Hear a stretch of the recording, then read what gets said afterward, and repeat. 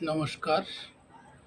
আমি আচার্য রতন ভারতী বলছি, জ্যোতিষ, তান্ত্রিক ও হস্তরেখা বিচারক।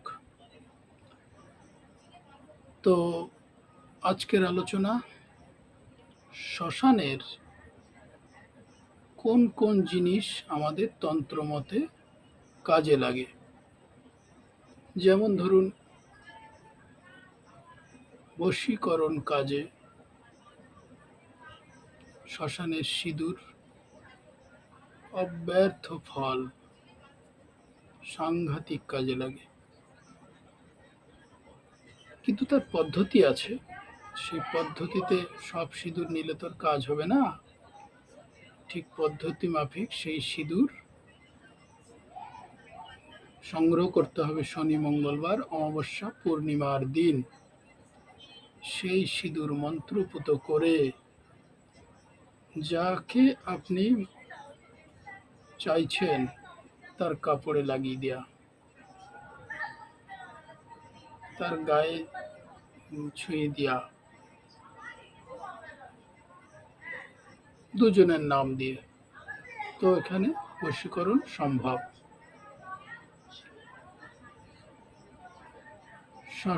এই বশীকরণ শ্মশানে ধূপকাঠি দেয়। সেই ধূপকাঠি সবটা যদি না জ্বলে, পোড়া ধূপ থাকে, সেই পোড়া ধূপ শনি, মঙ্গলবার, অমাবস্যা, পূর্ণিমা সংগ্রহ করতে হয়। সংগ্রহ করে সেই ধূপকাঠি মন্ত্রপুত করে সেই শ্মশানে ফেলে দিয়ে আসতে হবে। যাকে চাওয়া হচ্ছে, তাহলে সেও বশীকরণ সম্ভব।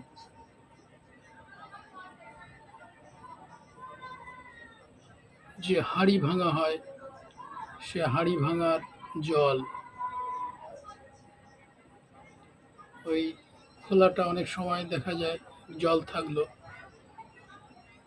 হাঁড়ি ভাঙা হলো, ভেঙে পড়লো, জল থেকে গেল, সেই জল সংগ্রহ করে ওই রকম শনি, মঙ্গলবার, অমাবস্যা, পূর্ণিমায় জল সংগ্রহ করতে হবে। তাতে মন্ত্রপুত করে ওই শ্মশানেই ফেলতে হবে। বশীকরণ সম্ভব। তো